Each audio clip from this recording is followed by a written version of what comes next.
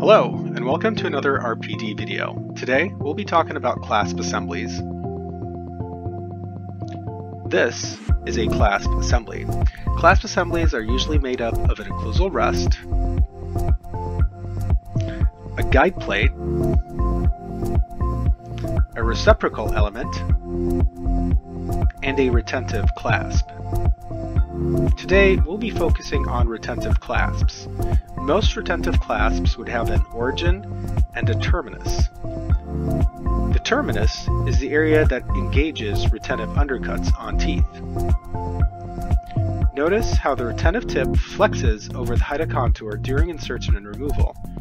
This is how the RPD remains in position. Retentive clasps can be broadly categorized according to the survey line which they're used with. Clasps that are used with Class 1 survey lines typically have their terminal tips engaging undercuts that is further away from their origins.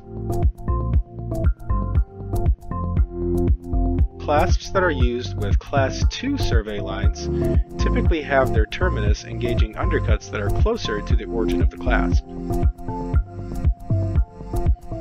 In addition to categorizing clasps according to the survey line which they are used with, clasps can also be categorized according to their approach to the undercut into occlusally approaching clasps and gingivally approaching clasps. Occlusally approaching clasps approach their undercuts from an occlusal direction. While this is usually comfortable to patients, it's usually not very aesthetic, as the clasps are in a very visible position. Gingivally approaching clasps approach the undercut from a gingival direction. A big advantage here is aesthetics, as these clasps are usually hidden. However, they need adequate vestibular depth to make, and they can't be made in areas where there is considerable soft tissue undercut, as this area becomes a significant food trap.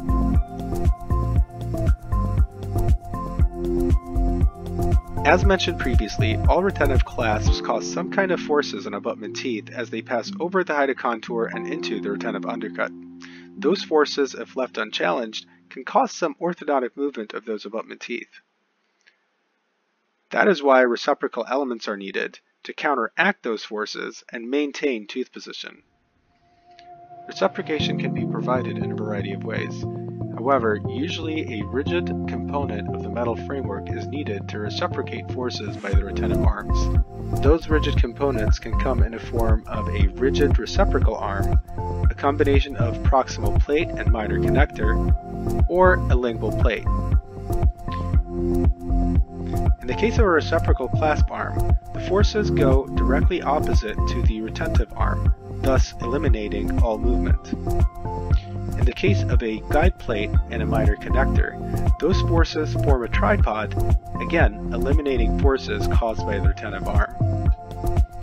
In case of a plate, again, the forces come directly perpendicular to the retentive forces caused by the retentive arm. We're going to go through some of the more commonly used clasps. First up, the cast circumferential or Acres clasp. This clasp is used with a Class 1 and Class 3 survey line. It engages a 0.01 inch undercut and is considered an occlusally approaching or suprabulge clasp. The Rottweiler clasp is used with a Class 1 and Class 3 survey line, engages a 0.02 inch undercut, and is also considered an occlusally approaching clasp. It's important to note that this clasp is actually made out of two materials: a wrought wire that is soldered onto the cast framework. That solder joint is usually hidden underneath the record base. The I-bar clasp is used with a Class 1 and Class 3 survey line, engages a 0.01 inch undercut, and is considered a gingivally approaching or infrabulge clasp.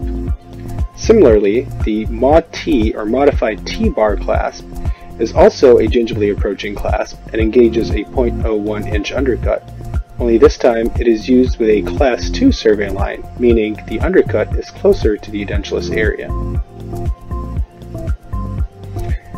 The ring clasp is also used with a Class 2 survey line and engages a 0.01 inch undercut and is considered an occlusally approaching clasp. It is important to note that the ring clasp goes around the whole tooth like a ring, thus creating its own reciprocation through one continuous clasp arm. The hairpin clasp is another occlusally approaching clasp that engages a 0.01 inch undercut that is closest to the initial space, thus is used with Class 2 survey lines. The embrasure clasp is a unique, occlusally approaching clasp that engages 0.01 undercuts on adjacent teeth. Unlike any of the clasps that we explained before, the embrasure clasp crosses the occlusal embrasure of adjacent teeth, thus connecting the reciprocal and retentive components of the same clasp. This clasp is used in very specific situations that we will talk about in later videos. Lastly, we'd like to talk about some of the factors that affect the flexibility of clasps. Generally speaking, a uniform clasp that is as thick at the origin as it is at the tip is considered a rigid clasp. A tapered clasp that tapers from origin to terminus is considered a flexible clasp. A short clasp is considered rigid, while a long clasp is considered flexible. A thick clasp is considered rigid, while a thin clasp is considered flexible.